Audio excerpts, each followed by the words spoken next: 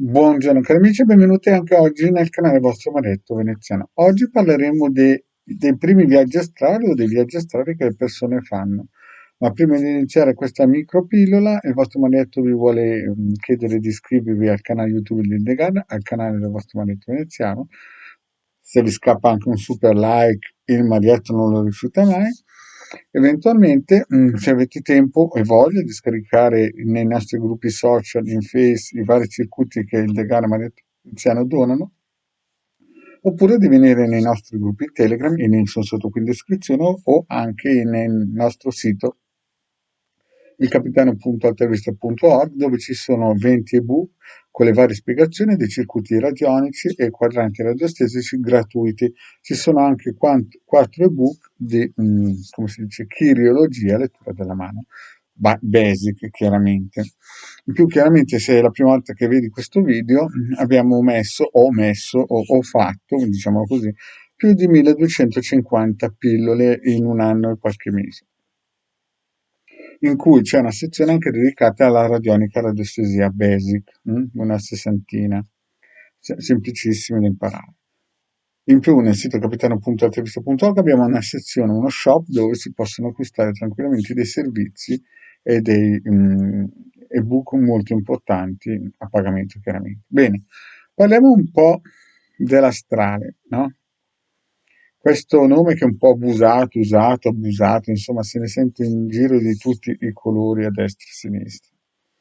Allora, di base tutti di notte escono in astrale, che ci crediate o no, tutti escono in astrale.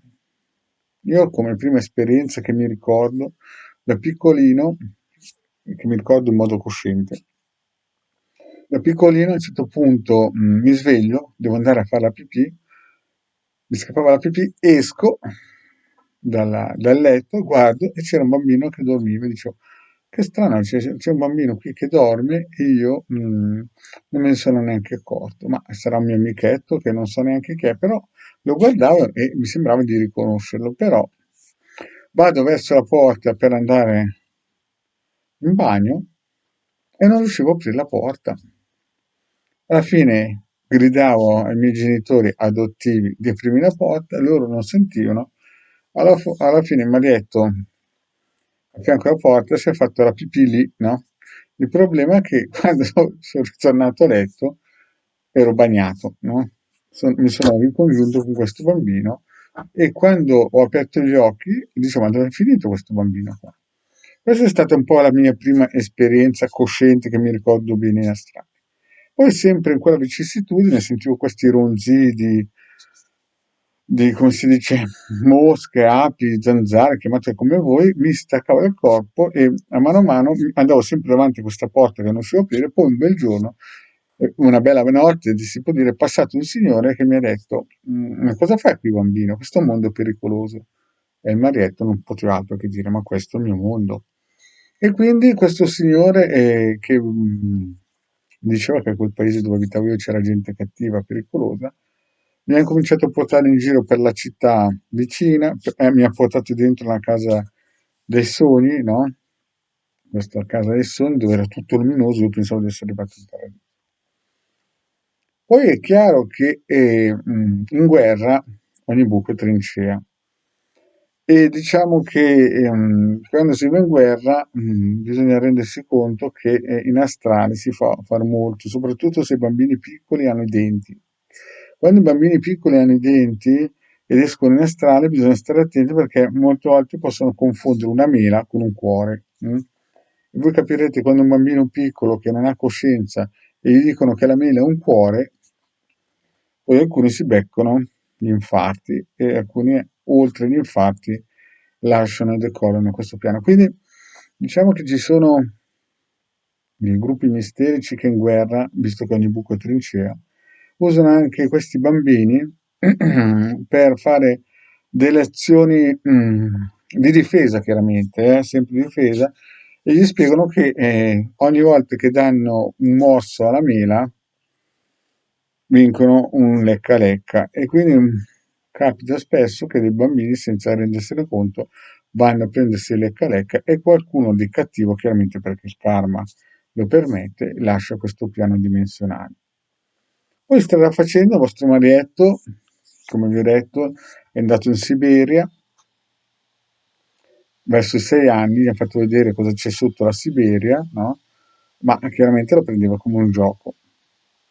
Poi ci sono state altre volte che il vostro marietto parlava con suo papà vero al quinto piano in ebraico, però io non mi rendevo conto di parlare in ebraico perché si arrivano a certi livelli che poi si fonde con la coscienza, chiamiamola poi come volete, e quindi parlavamo in un linguaggio che ci rendevamo conto, almeno io mi rendevo conto, mio papà lo sapeva di sicuro, che altre persone che erano a bassi piani non. Poi è chiaro che strada facendo ci si affina a certe particolarità, nel senso che chi esce in astrale ed è cosciente può anche in un certo senso manipolare il proprio intelletto e fare in modo che quando rientra non si ricorda tutto, anche per il semplice fatto che se no non si fa karma. Quindi non si può schivare l'oliva se questa oliva in fondo fa parte del karma buono. Cioè, nel senso, la botta si prende, alla fine si vede che si sta in piedi. Infatti io mi ricordo che alcune volte il mio vecchio mi spiegava certe cose in astrale, però purtroppo io avrei voluto in astrale evitare l'oliva, ma purtroppo lui diceva meglio che te la prendi perché facciamo karma. E poi ci sono anche altri soggetti invece che magari fanno i venditori. Io ho conosciuto due venditori che erano bravi, sembravano miei, ma in astrale di notte questi qui erano omicidiali. Infatti poi una se n'è andata via di infarto e l'altro ha due o tre, non pacemaker, ha due o tre stand o qualcosa del genere, perché chiaramente poi il karma fa la bua, no? E poi ci sono quelli che si svegliano tutte le sante notti, cioè si svegliano, si addormentano e restano praticamente come delle mummie intorno al proprio corpo, anche perché a livello vibrazionale sono così bassi che queste persone sono mummificate fuori, cioè in astrale, e anche mummificate nella vita materiale, nel senso che fanno il copia e incolla, cercano sempre di arraffare la materialità, ma questi qui sono delle meteoriti, poi rinasceranno e andranno al paradiso di Pessato. Ma questo lo si vede anche con il pendolino, quando sono bassi di Bovis c'è poco da fare, no? Perché nella vita ci si alza di 100 punti, 100 gradi di Bovis, no? Non è che come in certi social, no? Che vi alzo 24.000, se alziamo la quinta dimensione, il mondo va meglio. Signore, quelle che sono cose per quelli che cadono a piccolino seggiolone e le vanno a raccontare come i pifferai magici, ma nella realtà non c'è potenza senza sofferenza, nel senso che se tu vuoi essere forte devi farti un mazzo tanto. Non c'è niente che dal cielo viene giù gratis. È chiaro che poi questa è l'esperienza del maretto veneziano, ci saranno quelli, anche quelli che all'inizio dicono che in astrale non c'è pericolo. Io ne ho visti tanti anche sul tubo che dicevano in astrale non c'è pericolo i primi mesi che uscivano.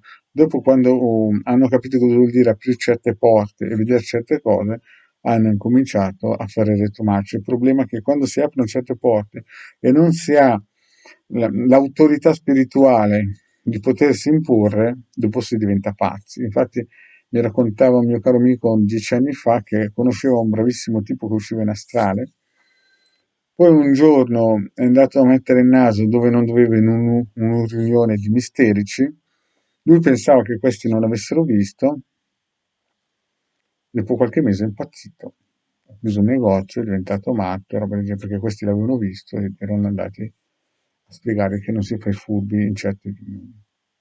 Bene cari amici, grazie di avermi ascoltato e alla prossima, ciao!